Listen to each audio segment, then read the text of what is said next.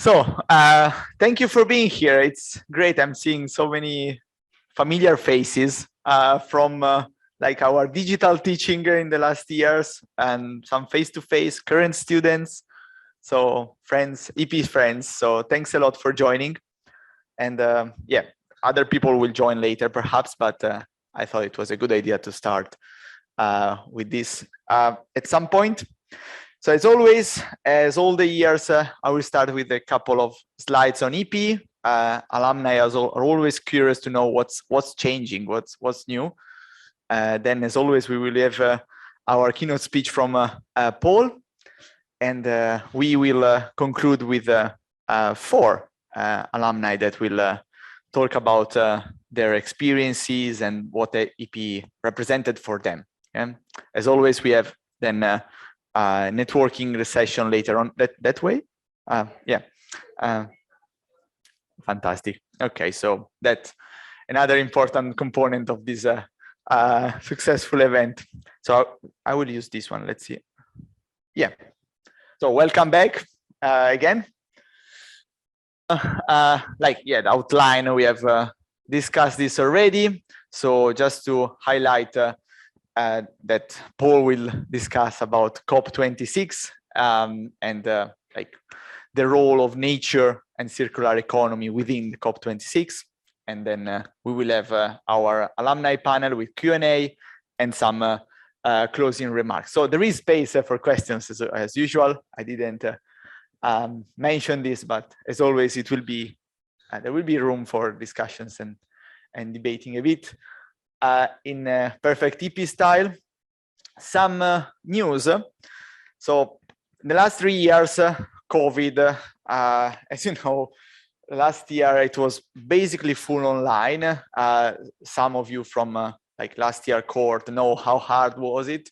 So this year we had the opportunity to do mostly face-to-face teaching. In first term, we introduced an hybrid version for the core modules. This meant piloting some new technologies and also being at the forefront for introducing new things for the hybrid, considering the large core that we had. So we had also a bit of innovative role for this year, mentoring and supporting other programs too. We also introduced new assessment methods over the years. We have new module leaders. We have new modules coming. Next year, we will have a climate finance module, for example, as optional on our list, which is getting extremely large. And most importantly for this event, our community of alumni is becoming something extremely large. I've been living for some years in a town called Tagliolo, and it has 700 people during summertime. So I've done some maths with Will, and it appears that we are beyond that already. So imagine like a community of 700 people, all interested in energy and environment, all doing similar things to contribute and make a change for the challenges we have experiencing. So that's amazing. And next year it will be the 10th year of EP. So another interesting aspect to consider. So 10 years of successful growth together. Yeah, I think you know this slide. So I've seen that we have lots of people on LinkedIn sharing new positions.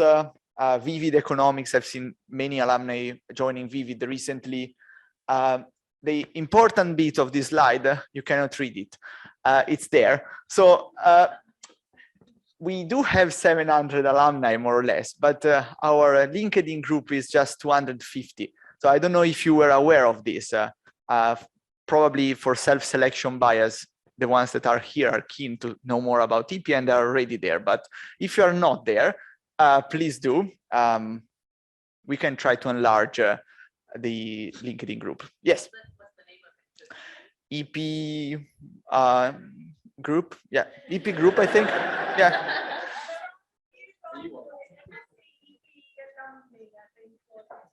there is some competition. Let's try to have a monopoly of yeah. But yeah, this way we get to know more about what you have been doing, and of course this event is great to get to understand that better, but it's good to be in touch. Thank you. That's what I wanted to say. Now I leave the stage to Paul, and yeah, next slide was yours. So thank you so much. Thank you.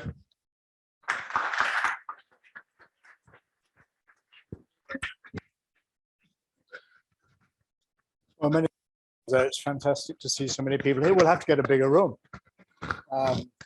So I wanted to say, firstly, welcome to all of you. Really nice to see you all.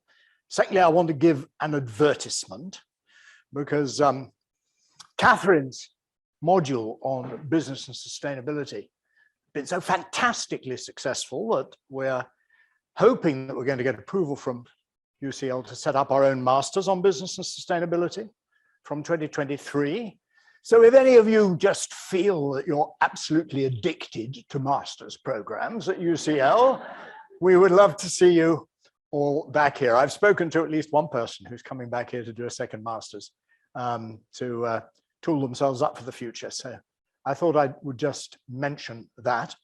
The second thing I would say is, having talked to a few of you now, is that these talks are getting more and more difficult, because originally when I started doing these talks, you were all very young and you didn't know anything, and therefore I could come along and I could pretend I knew all sorts of stuff. And from what I've been talking to you about now, I can see that many of you here probably know more than I do about many aspects of this agenda. So I'm feeling just a little nervous, but we'll see. And of course, I'm looking forward to your challenges and questions once we get to the end. So the other challenge, of course, is that I don't like to repeat myself. Some of you will have been here last year. And obviously, I've never talked about COP26 before, except a bit to some of the current EP students. So they may recognize one or two things. And then I want to go on to the elements that were absolutely absent from COP26, nature, circular economy, which is kind of really interesting. So this slide, with some tweaks, you will have seen, and you will know that that's what the world is trying to organize itself in terms of climate policy. And you know why we need a framework convention, but you know also why these lower levels of G7, G20, and everything else is really important. You know all about the Framework Convention on Climate Change, the key COP meetings, the Kyoto Protocol meeting in 1997, where it was perceived that countries would be prepared to take on legally binding targets, and the world was split into two. And of course, that founded on the United States' unwillingness to enter into any kind of arrangement that didn't include China. And so we moved, we then went to Copenhagen, which tried to renew Kyoto and failed to do that, but did bring in the 2 degrees. And it's extraordinary to think that's only 2009 when that 2 degrees became part of the discourse. And that was also when the rich countries, to their shame, committed to $100 billion by 2020, which they have failed to meet. And of course, from 2009, we then got to 2015 and the Paris Agreement. Again, 1.5 degrees came on the agenda, and I always use that as an example, as some of you will remember, of how influential very small countries can be. Because that 1.5, which is now the target, we'll come on as to whether we're going to meet the target or not in a minute, is the target, was almost entirely the result of small island states, which is extraordinary, because these guys probably won't even exist in 30 years' time. But nevertheless, they were powerful enough morally to get that on the agenda. We got the nationally determined contributions. We've got all sorts of other stuff, which I'm not going to talk about.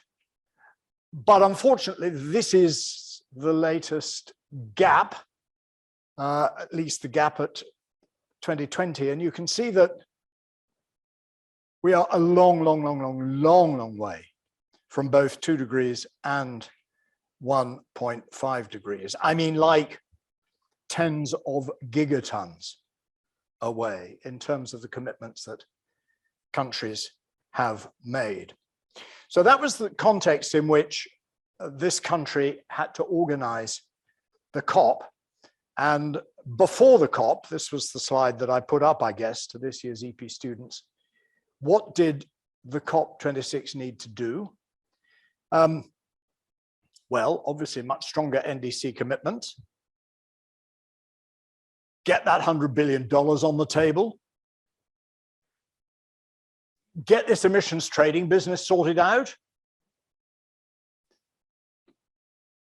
The UK needed to make up its mind whether it was going for a non-fossil future or not. More about that in a minute.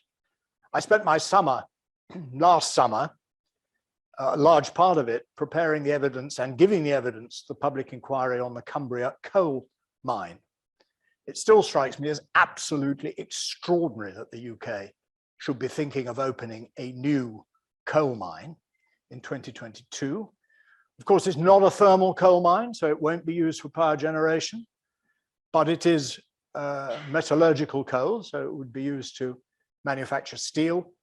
Just at the time when new green steel technologies are beginning to become possible, this is just the sort of signal that the world doesn't need. Anyway, the inspector, for some reason, has not yet reported on this coal mine in Cumbria, which is extraordinary because I gave evidence last September, and normally public inquiry reports of that kind don't take anything like as long. So I suspect there's a whole heap of politicking going on in the background. Those of you who live in the UK will also be aware that there's moves to continue licensing new oil and gas in the North Sea, despite the fact that the IEA, in its net zero report in last year, said that there was no need for new oil and gas in order to meet the 1.5 degree target.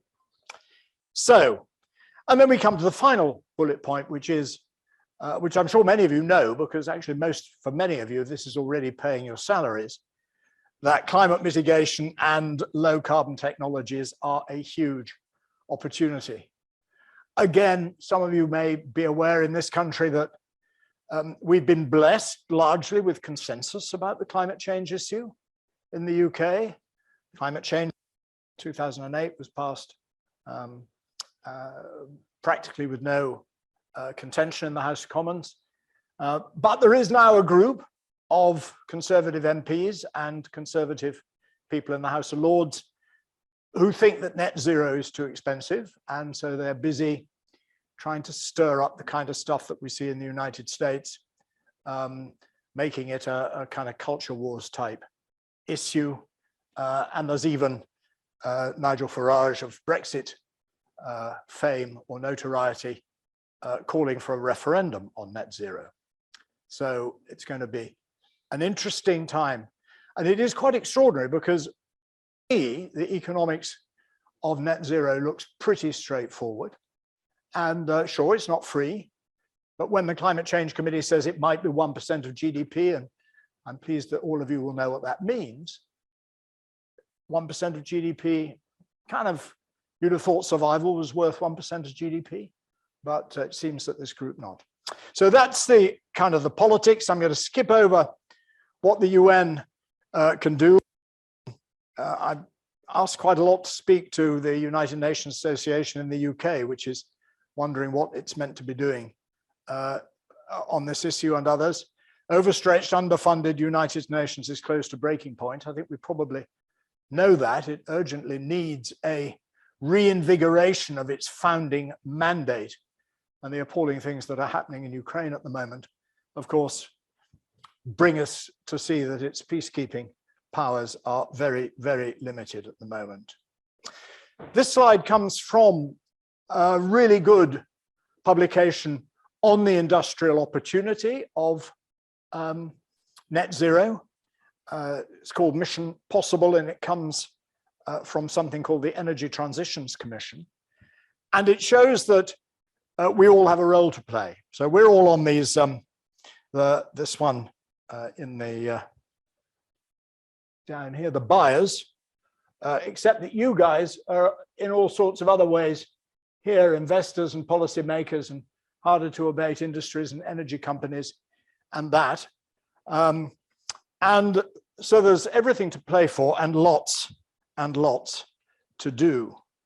And what do we need to do? Well, there are 6 things. Was ambitious carbon intensity targets for industries, putting a price on carbon. Then we have the linear circular economy. And it's really interesting that this was published, I think, in 2018. And yet there was nothing in COP26 about the circular economy. Green industry, green products and services, cost of renewable energy is something that is very familiar to all of you. So that was the agenda. And what did we achieve? Well, we had the Glasgow Pact. I'm just going to see how much detail I need to go into. How many of you think what COP26 achieved?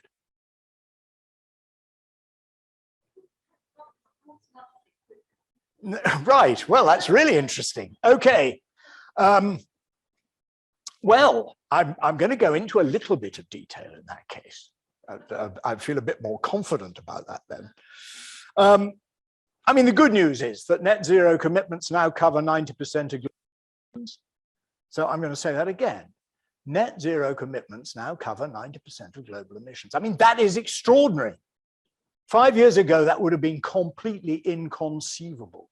And I know and I know that no country is coming anywhere near meeting those commitments, but you can't come anywhere near meeting a commitment if you haven't made it.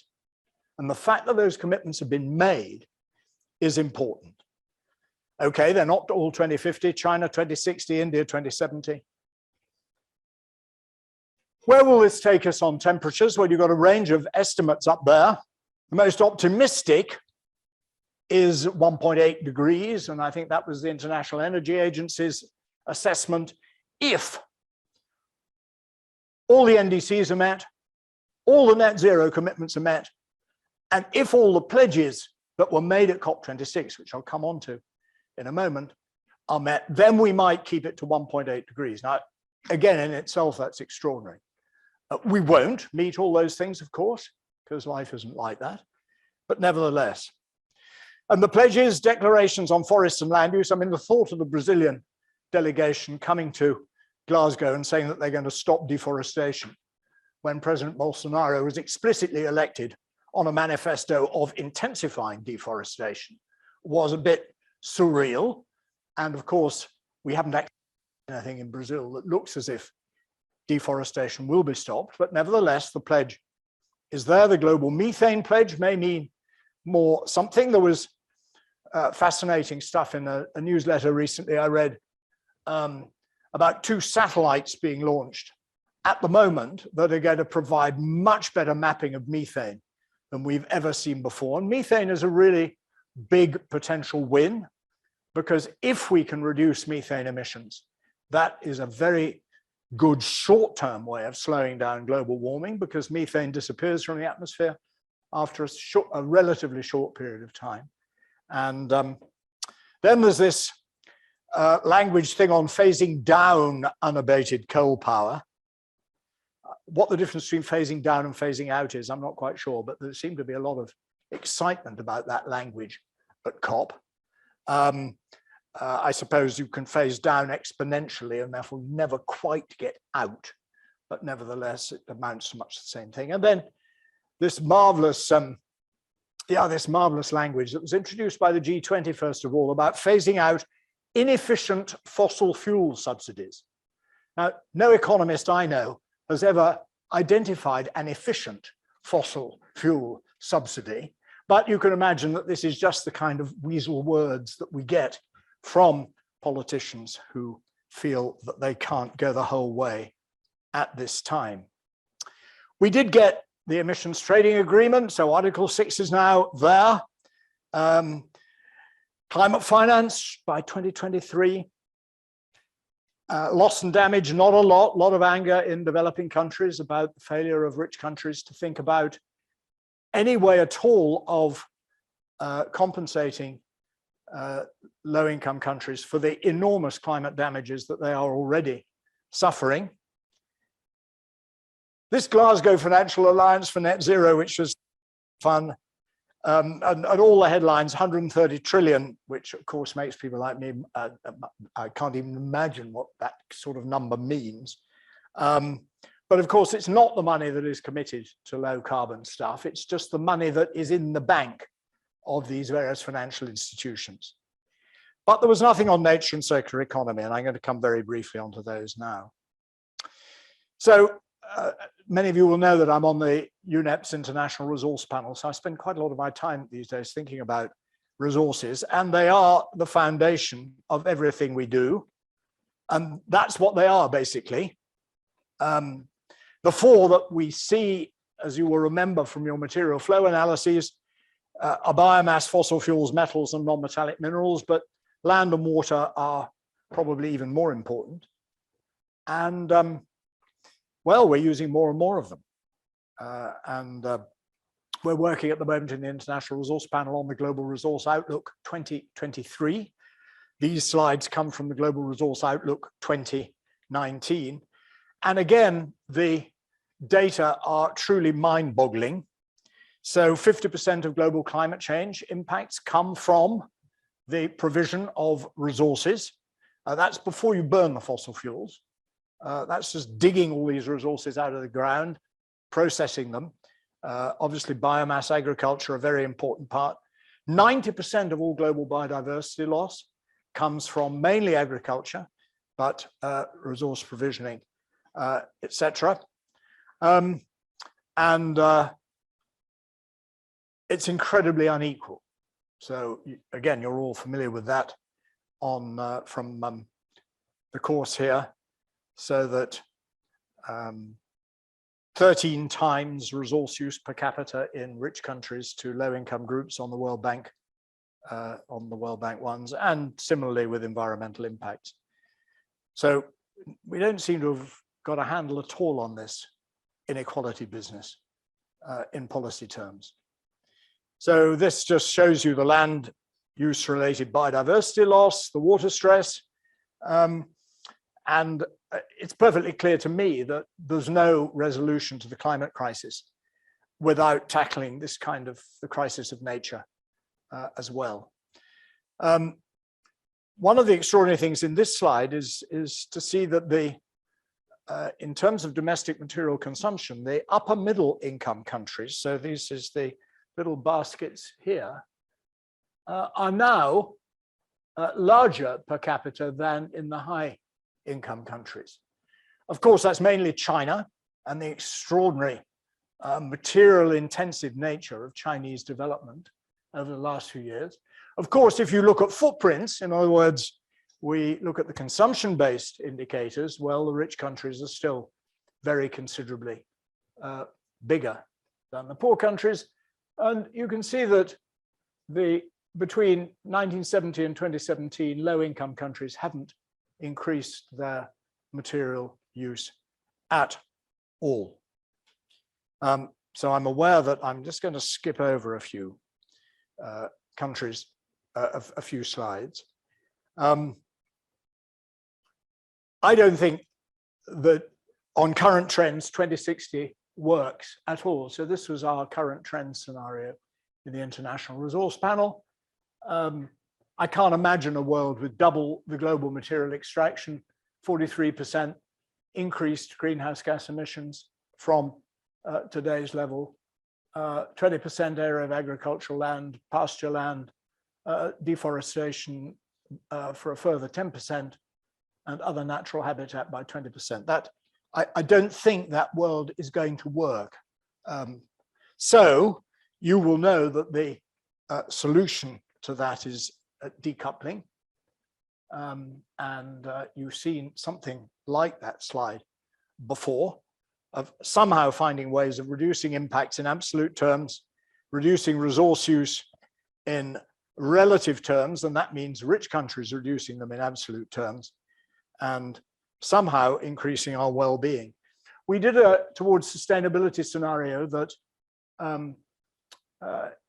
had resource efficiency, climate mitigation and removal, landscape and biodiversity protection, healthy diets, and reduced food waste. And that healthy diets is code for less meat in rich countries. But you can't say less meat in rich countries or people go rushing off and get terribly excited. So you have to say healthy diets, which actually amounts to the same thing. And the various assumptions that we put into that scenario were here. Very interestingly, they're all completely feasible.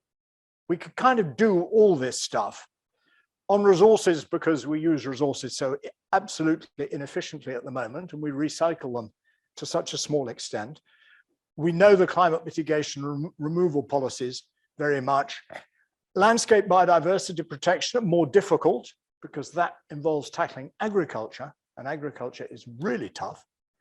And then we could all eat less meat and reduce food waste, but we don't. And this is what we came up with. And this is really interesting. This is some modeling done by the Australian group CSIRO, which is a government research institute in Canberra. And you can see those numbers are all going all in very much the right direction. So 25% lower than historical trends. That still means a substantial increase in material extraction from where we are now. 90% reduction in greenhouse gas emissions, which is where we kind of need to get to. And then less than historical trends of agriculture. And that's with a population growth of a couple of billion on where we are at the moment. 30% less pasture land because we're eating less meat, and more forests, 11% of forests. But the most extraordinary thing is that GDP also goes up in this, and I've and we may like to discuss this in a minute, that we probably won't have time. I've really gone into now the whole degrowth issue because I get really annoyed by it. I mean, firstly, I think it's nonsense, and secondly, I think it's dangerous. But I'm not going to say any more about that now. But many of you will know that the degrowth academics, many of whom I respect personally very much, consider that rich countries in particular have to reduce their GDP in order to meet these challenges. And I just don't agree with that at all. But I'm going to move on, and hopefully that's been contentious. So these are these numbers there, just on the same slide. To do that, this is the GDP numbers, and that's where we've got to with them. And you can see that the GDP goes up quite substantially more in the towards sustainability scenario.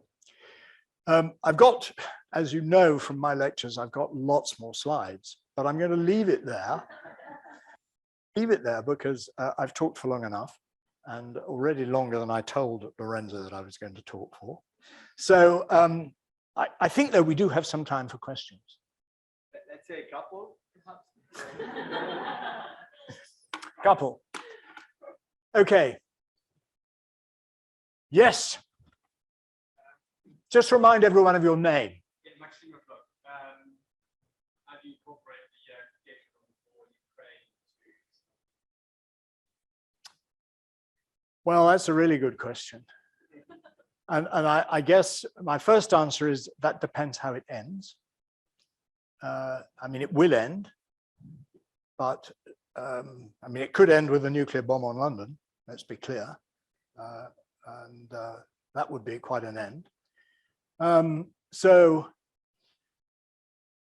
if I wanted to be really depressing, I would say it shows that humans are insane, that faced with the global challenges that I've outlined here, the fact that we should have people who want to re-establish empires and all that kind of stuff, which should have gone out with the 19th century. Seems to me absolutely bizarre.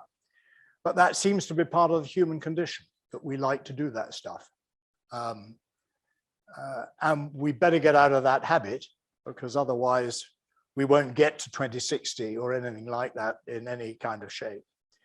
So what I hope is that the global response to the war in Ukraine will foster a rethink where it matters, and that will happen before Ukraine is reduced to rubble.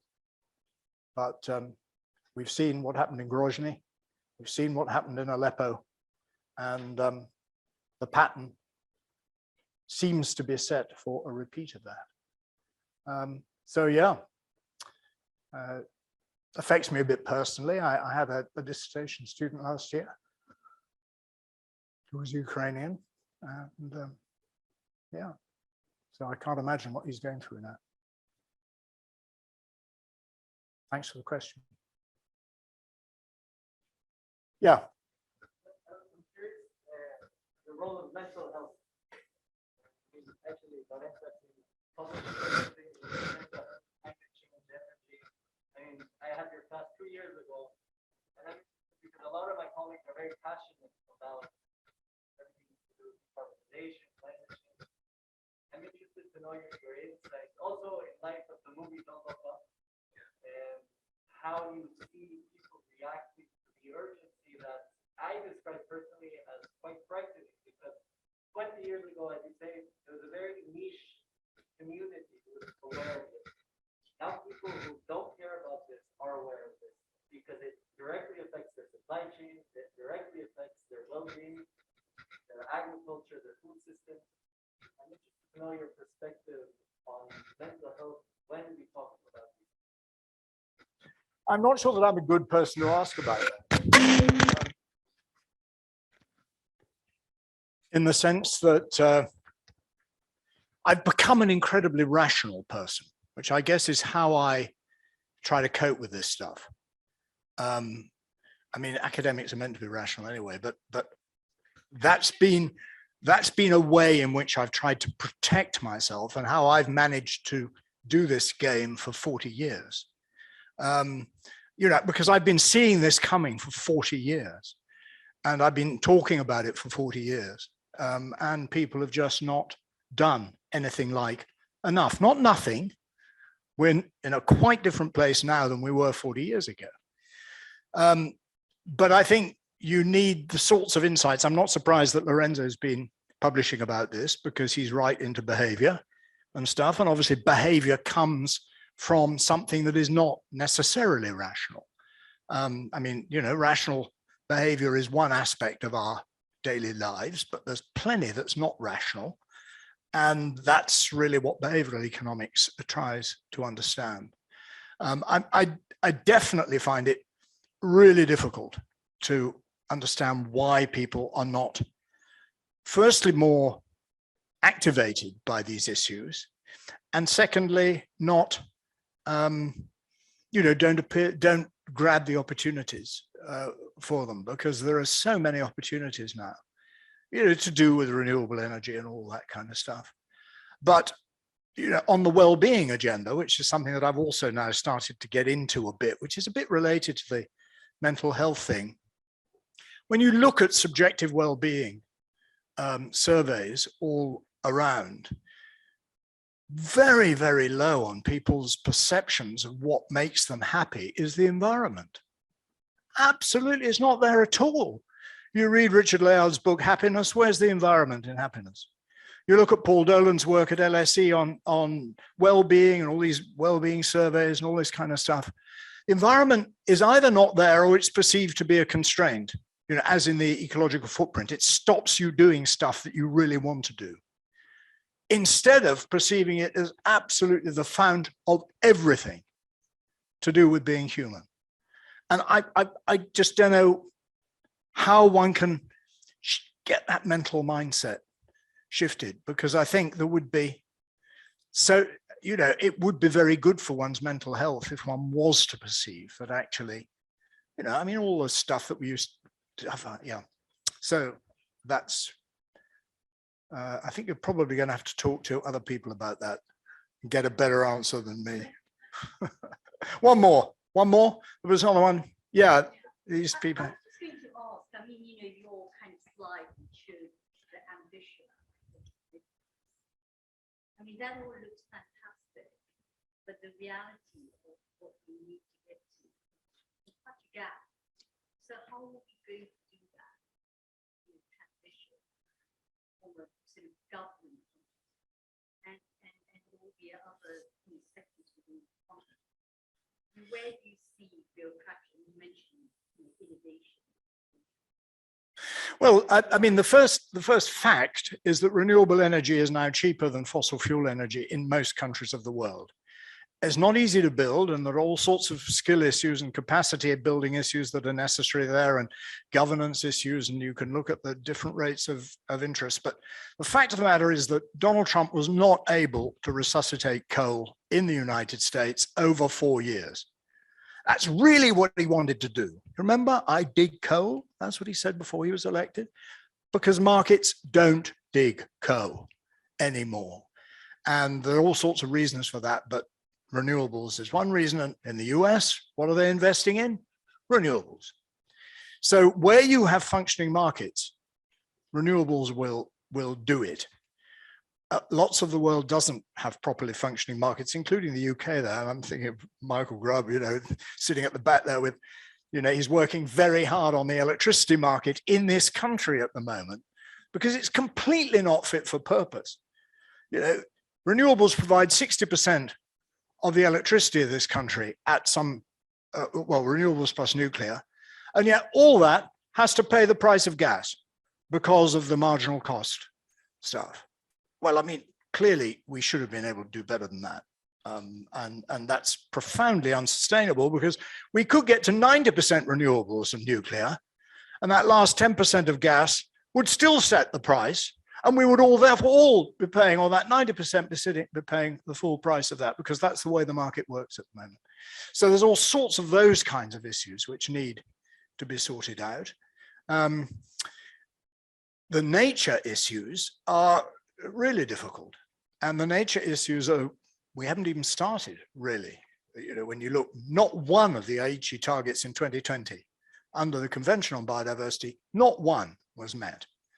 So there's a huge amount to do there. Where's the political will going to come from do that? It's not going to come from the politicians.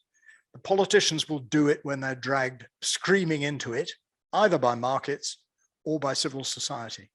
They won't do it by themselves, I don't think. So, quick answer. I'm going to hand back to you, Lorenzo. Okay, great. So the first presentation I would like to show you is actually from a student which is like not here at the moment, Kira, an alumnus from 1920 cohort. I will play the video now because we have a recording, and try to put the microphone close to the laptop. Let's see how it works.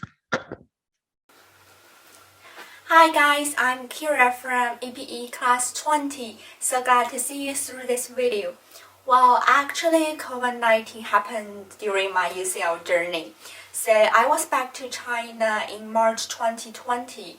In that summer, I got an internship in KPMG as a healthcare consultant. It was an amazing journey, but thinking of I have studied energy economics for almost 5 years, I decided to go back to energy company. So now I'm working at CNPC, China National Petroleum Corporation, as an energy strategy consultant. But since I've working for a year, the main job I was doing was about financial derivatives, which is not the same as the sustainable research that I expected. So maybe that is life. But anyway, I think the critical thinking and the fast learning ability, teamwork skills helped me handle this job. And also every time communicate with my professors and classmates in EPE, this family, I think they encourage me to become a better person. So that things I'm really grateful. So next, I would like to share 2 tips for those who would like to find a job in China. I have asked several of my classmates, they're working at green finance or digital transformation for energy entrepreneurs, and we think these 2 tips could be helpful.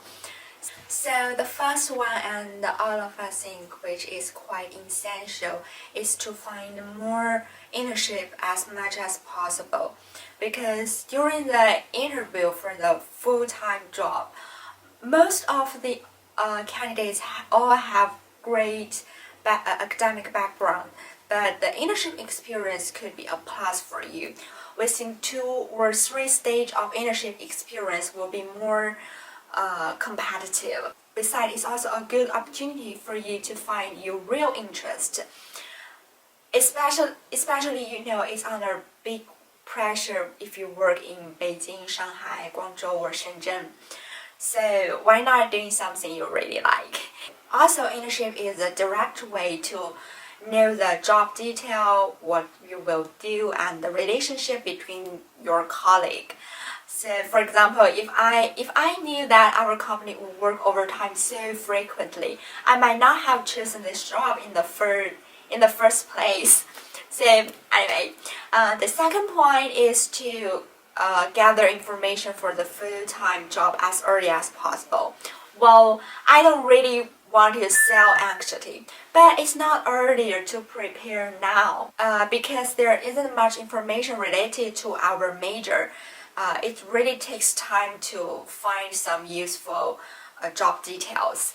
And for those who like to apply for PhD, I asked 2 of my classmates, one in Netherlands and one in China, and they suggest try to publish an article before graduate, and also take your dissertation seriously and try to do something or research something you really care. Don't be limited by the topic. You could communicate with your professor and do some research you really enjoy. So that other things I would like to share, and I hope they will be helpful for you.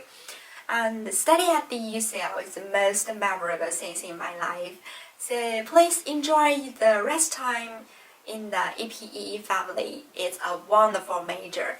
And if you would like to find a decent job, please act now from today. And if you have any question, here is my contact information. Good luck. Bye. Well, I'm sure that Kira is following us via YouTube. So thank you so much, Kira. And if you have any questions, we have her contact details. You can talk to us, like Catherine and I, and we are happy to share some, connect you with her. So thanks so much, Kira. And yeah, we had some technical issues in terms of the audio here, but I hope that you managed to. I heard everything, but I was very close.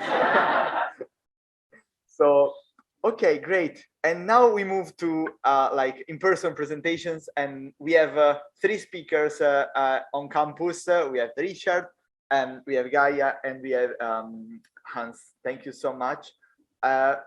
And yeah, so we will start first. So can I ask you, all the 3 of you, to come perhaps here? And yeah, I know that we have a specific order of presentation. So thanks so much, first of all, to accept our invite. And the first one will be Richard presenting. So I will just put the presentation in full screen. And then we will move step by step to the other speakers. So thank you, Richard. And yeah, I will give you the. Fantastic. Thank you, Lorenzo. It's fantastic to be back and to have the opportunity to talk to you, and Paul, for inviting me today. I thought I'd just give you a little bit of a flavour of how did I even get here. So I actually started as a geologist. So, and I'm quite ancient. So this is a geological timescale of my career. So I started at geology and I fell into tech. I literally grad scheme consulting. It was Anderson Consulting, now Accenture. got into tech, thought I'd earn a bit of money and come back to the environmental side of things in a couple of years. It actually took 20 years. I ended up at Microsoft, learned a hell of a lot in a big global corporate, all sorts of things. But gradually this kind of burning niggle started to really turn into a bit of a flame. And in 2017, Microsoft did a big restructuring. They kindly offered me a redundancy package, which I said, yes, please. Called Will, said, do you think I might possibly make it onto the course? And he said, you might possibly make it onto the course. So I quit my job, took the package and landed up here in 2017. So that was this transitionary era for me, trying to move into sustainability, which then it was great during the course, although I would say bloody hard work, like proper hard work. Coming from work, where I thought I worked hard, the course was really, really hard and surprised myself. I think there's something very fundamentally different about working and studying that took me by surprise. And that's something actually that's really valuable to take back into work. So since graduating, I've stuck to the sustainability thing. I started out at Climate Kick, where actually one of our alumni from our year is. She couldn't make it tonight, Lydia. But I started at Climate Kick, who give out grants for climate change innovation. I left Climate Kick in April last year, did some sustainability consulting with a number of companies, and I'm now working for an organization called EIT Food, who are another one of the kicks, hence the similar logo, knowledge and innovation communities, who give out money for innovation in that particular field with a strong sustainability focus, as you might expect in food. So what do I actually do and how does that relate to the course? Well, I do a lot of strategy work. I do quite a bit of business transformation, and I also do a lot of engagement with our partners across the EU. So as I sat down and thought, well, what has EPI ever done for me? It's actually done a hell of a lot. And I used it almost unconsciously, pretty much in all key aspects of my work. On the policy side of things, it's been really, on the sustainability focused strategy side, it's been incredibly useful and done a hell of a lot with it. So actually, in hindsight, I've used the degree an awful lot.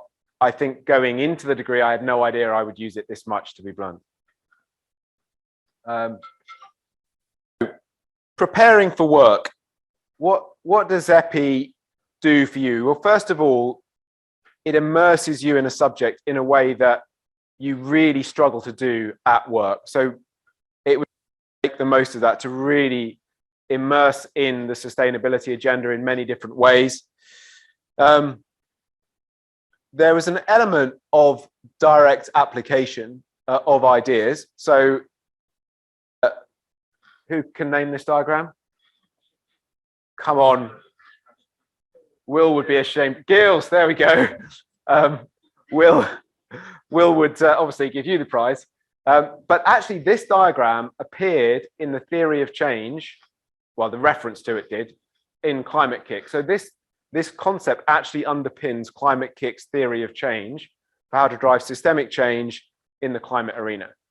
So there are some deeply direct links between what we study here and what goes on in the world of work. And I genuinely never thought I would find a reference useful. I actually love this paper and this piece of work. And it's very much a case of you can bring a lot of what you learn into this, especially in the change arena. Helping people understand change is really important. And thirdly, it honestly was a place at the table. Without having done the degree here, I would not have been credible outside of the technology arena. And immediately, this course, UCL, puts you in exactly the right place for where you want to be to get jobs in the arena. So what were the best bits of the course? Well, frankly, just meeting some of the most amazing people from around the world with a huge range of perspectives and ideas and inspiring careers ahead of them was fantastic. And to also actually be engaging with the generation who sadly are the ones who are going to have to carry the can on this, but equally to see how much energy and passion, drive there is to take this forward. And Paul, you're always immensely optimistic against often what appear to be horrific. But the generation that come through into this degree also shared that sense of optimism for me. And I found that really very inspiring, kind of changed my attitude to going out into the world of work. So lastly, taking steps, I guess, I think the question was, what would you suggest for a dissertation? But I realized, of course, this is an alumni event and everyone's done their dissertation, but I didn't spot that until too late. So, however, what I would say is, from work, pick something that really interests you off the back of the course. I mean, that work kind of often finds you, but you can really go and find work off the back of this course. So pick something that is really interesting, find a critical friend, and make sure that you're challenging yourself as you know, from a world of work. Are you really applying what you could apply and making the most of what is a very intensive investment in your own career? And thirdly, constantly identify organizations that you want to work for. Try and be targeted in your career aspirations, because this is a very, very good targeting tool, if you like. It opens doors for you. So if you are targeted, you will find the things you actually want. So those are my lessons from EPI. Thank you very much for listening to me.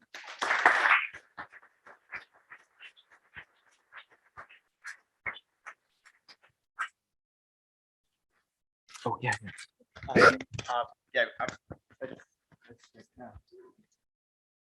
Yes. Thank you, Julia.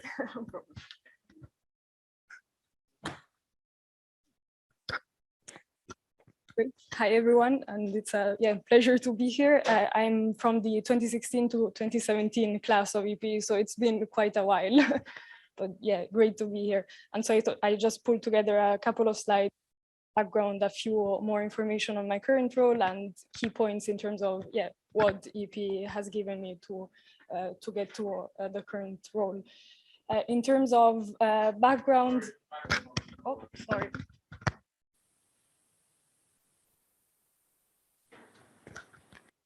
Is it working now? Yeah. Okay. Yeah. So yeah, I actually went into the EP straight after my bachelor's degree, as I think, I don't know, maybe it's a cultural Italian thing, but yeah, just went straight in. And so didn't have really work experience before then. Having finished EP, I actually heard of an internship opportunity from a fellow friend and EP alumni here, Jesse, at the Climate Bonds Initiative. And so that's how I started my career entering into the sustainable finance space.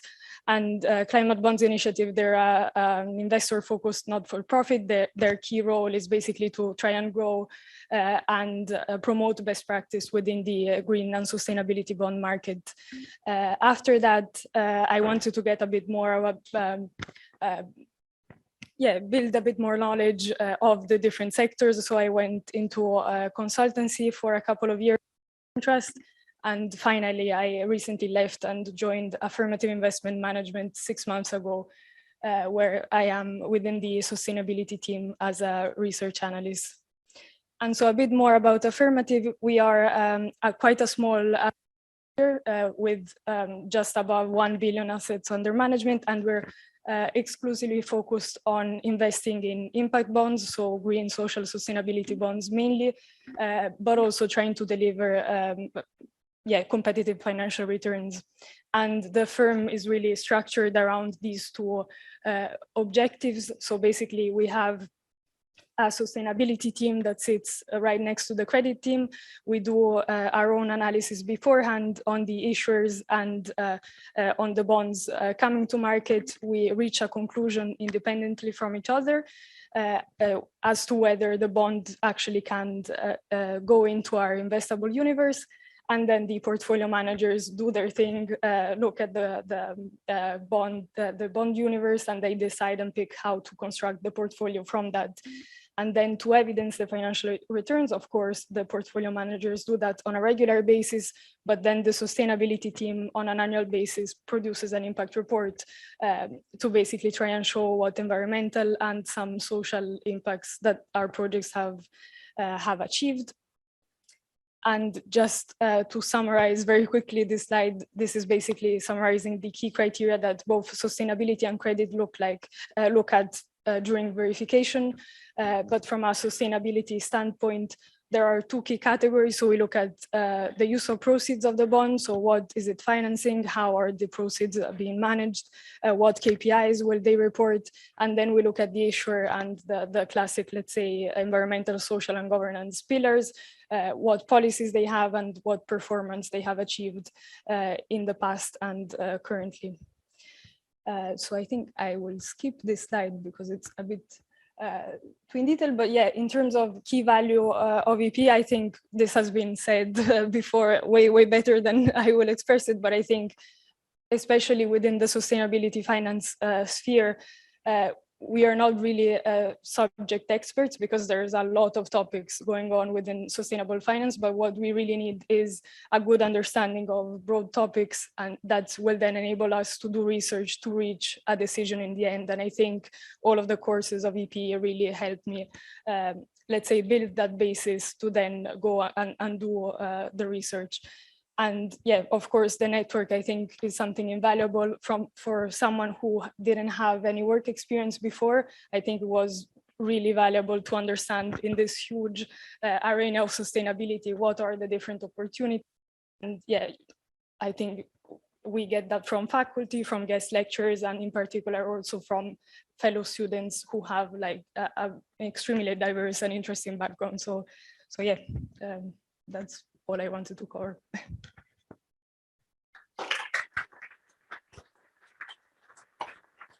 Thank you, Julia. And yeah, in the meantime, have some water, both of you. Thank you, Richard and Julia. And we yeah, conclude with Hans. Of course, questions, and I'm sure you have questions for them. Just let's move them all after the 3 presentations, okay?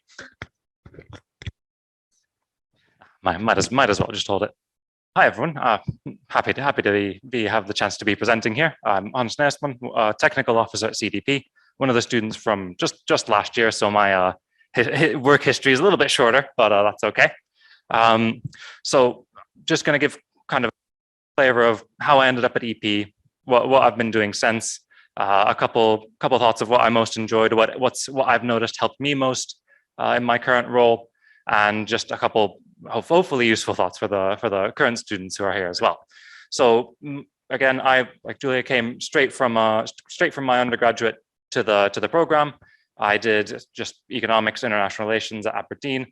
Funnily enough, I didn't end up choosing the program based off of anything that I did during my undergraduate, but it was more of a happy little accident because there was a course in, I think it was natural resource economics there. Didn't take the course, but I ended up sitting in on the lectures. Some of my friends were taking the course. I figured, nah, it's the same lecture hall. Might as well. Don't want to go anywhere else. And then by the end of the course, I'm like, hey, actually, this is some interesting stuff. And whereas my friends weren't interested in it anymore. So came time to look for masters. I decided, all right, this fits the bill. This isn't pure economics. This is exactly where I want to end up. And here I am. Since then, I've ended up at CDP. Again, technical officer in the questionnaire and guidance team, which means, in short, well, I'll get to what exactly CDP is in a minute. I help develop and write the questions and the guidance for the climate questionnaire. And so, in short, CDP nonprofit has a disclosure platform for kind of various entities. I work with a corporate one, so companies, corporates. There's also separate ones for cities can respond, states, regions, and in short, we either on behalf of sort of supply chain companies or investors, request companies to respond. So there's, I don't remember the exact numbers, but there's a number of investors who, together manage some trillions of assets, who have said, okay, we want to support CDP, and CDP, you can on our behalf go to these companies and say, hey, we'd like to know how our sort of investee companies are doing. Are they thinking about environmental issues? Are they managing them in any way, shape, or form? And then that gives us the authority to actually request companies to respond to us. Or alternatively, it'll be a supply chain company. So the best example being Walmart. So Walmart comes to us and says, hey, we'd like to know how our supply chain is doing on environmental issues. We'd like you to go and request them to respond to our questionnaire so that we can then look at those responses and see, okay, this company in our supply chain, they're doing a lot. That's great. This company, on the other hand, a little bit of a laggard. They need to be doing a little bit more. And especially right when I started, it became quite clear that, you know, the degree gives a quite nice wide background into a lot of different topics. So in my role, I end up, you know, researching things, finding out new things that I've, you know, have no idea about, but I have a little bit of background from the program. So recently we were kind of developing some questions on how certain sectors might use combined heat power technologies, and what would be the best way to ask these from different sectors. So, you know, it's not something anyone really most of the time comes into a job with any expertise from, but based on the background that I had from EP, based on, you know, the research skills, all the different sources we read, writing the dissertation, researching these things, I had kind of a baseline to go, start somewhere, work my way through, and do the research, get the information necessary. So that an absolute key prep for me. Yeah, and now, actually, wanted to mention that Paul, I guess I can really see why the business and sustainability course has been successful, because at least for me as well, it was a great help. Not only because the whole point of the course is taking a bit more of a business perspective to sustainability issues, but in my case as well, the one of the weeks focuses explicitly on you know, corporate environmental reporting, and then in my case, my interview at CDP was maybe 1 or 2 weeks after. And one of the things we discussed was, well, why would corporates bother with this? What do they get out of it? Well, of course, you know, they might get reputational benefits, these sort of things. Well, come time for my interview, that was exactly the question that I was asked in my interview. So I'm like, oh, there we go. The slides rattled off those points, and they apparently they were impressed enough to hire me. Well, yeah. And now coming back to maybe, well, on the one hand, the thing that I enjoyed most about the program, and also my top tip for the current students, is just the variety of people that we have here, based both in academic, professional backgrounds. It's not, the course wasn't full of just economics undergrads like me sitting in a room and discussing the theory, but we had, you know, people coming in from psychology, also more international relations, engineering, all these different backgrounds, people coming in from, you know, straight from undergrad, 10 years of professional experience, more than that. So sitting in on the tutorials and any discussions with course mates, it was a lot more engaging. So listening to them come and say, like, well, whatever topic we had on the week, well, actually, I've applied this in my work, or I can see how this would be important in the things that they're doing at the moment. So that for me at least made a lot of the tutorials, a lot of the discussions much more engaging, much more enjoyable. And so bringing me to my kind of top tip to you is make use of your course mates like that. You'll find people who have expertise on the thing that you maybe want to read more about, or maybe what you want to go into yourself later on. So make use of that expertise. And then as a final thing, the one thing I would have liked to hear last year was don't panic. You'll be fine. Even if it feels like deadlines are closing, you don't have time to send out applications, you'll be fine. There's new job postings coming up all the time. Don't sweat it. You can focus on the dissertation, on the exams. That's what I did. I turned out fine. But yeah, thank you.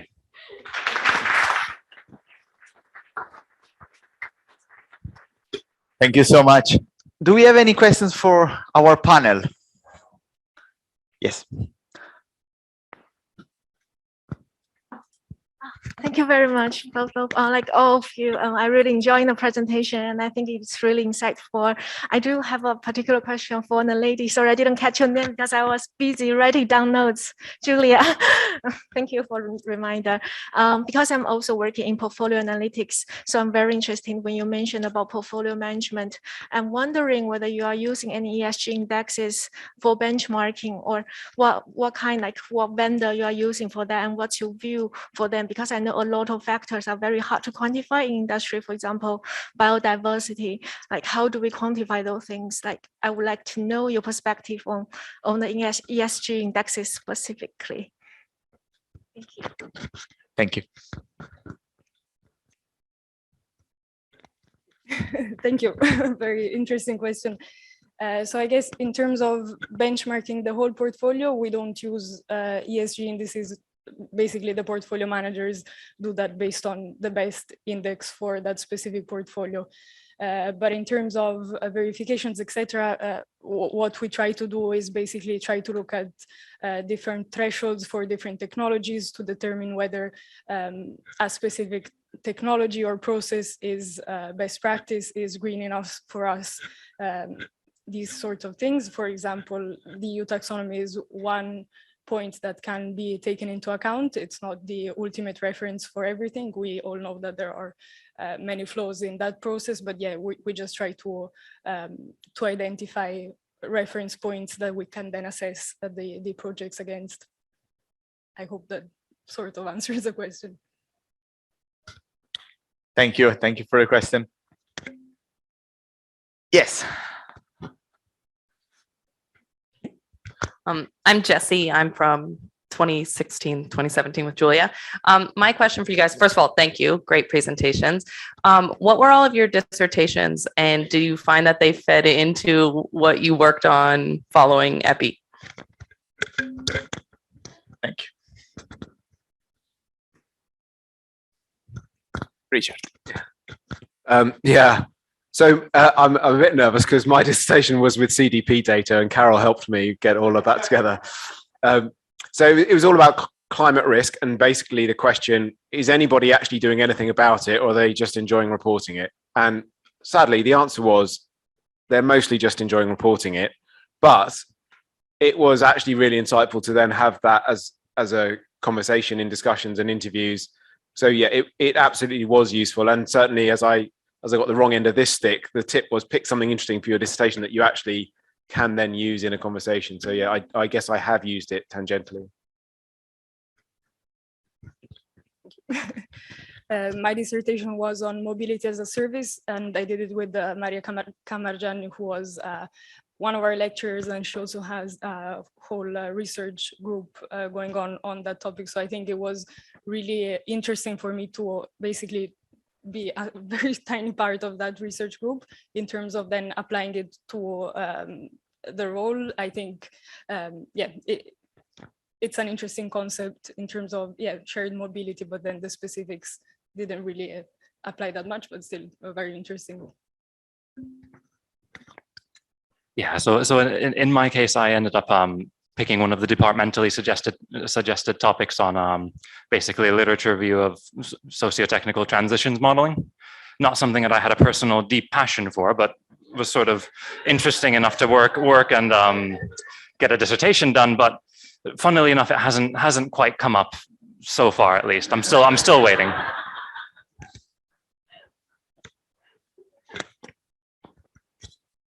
Thank you, Hans.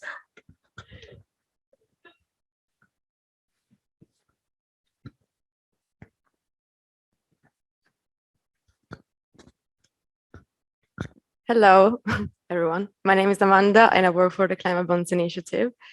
So a question for Julia. I was wondering, as an impact investor, if you are considering investing in sustainability-linked instruments, and how important is for you the entity-level assessment, perhaps given the sort of, let's say, questionable problems that comes with ESG assessments when making an investment decision? Thanks.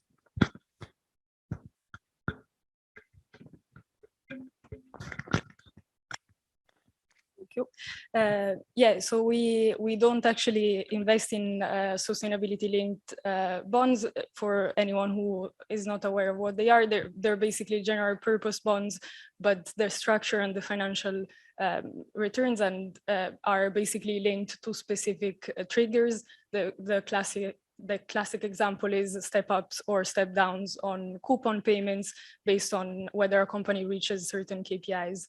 And yeah, we don't invest in that, and that's not within our mandate, but it is a really interesting area of development, I guess, particularly for companies that are, for example, within the hard to abate sectors, where it will be quite difficult for them to find a lot of green assets to put in within a tag them as green for a green bond portfolio issuance. But for companies that are seriously looking at their transition, it can be a means to access the market. I do think it's extremely important to look at the issuer level KPIs and performance, particularly in these cases, given that, yeah, everything is based on these KPIs, and you really want to make sure that they are trying to achieve at least ambitious enough results if you want to invest in that. But yeah, that's. Thank you so much. Do we have time for one question more? No time? One more, perhaps? You can see Zach. Here you are. Thank you. Sorry, I think we are bringing this topic a little bit more financial. So, Zach, I think I'm one of the oldest alumni here from 2014. I'm currently working at BlackRock, so financial services again. Just a question from the panel, because you mentioned about all those climate risk analysis or management or investing. A question is, if you could have studied one extra module from your EPE and which could make those reporting into actions, and which one would you like to take? Great question.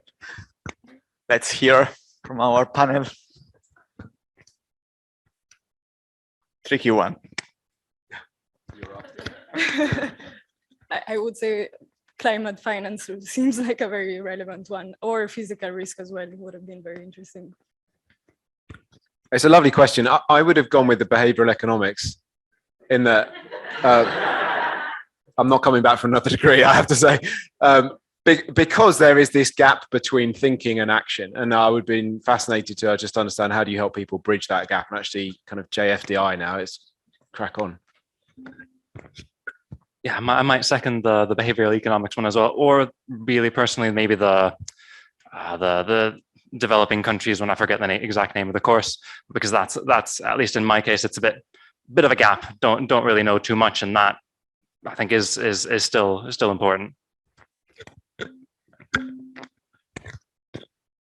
Thank you. All great responses, in particular the behavioral ones. Okay, great. Thank you so much for being here. So another applause, really. Thanks for your presentations.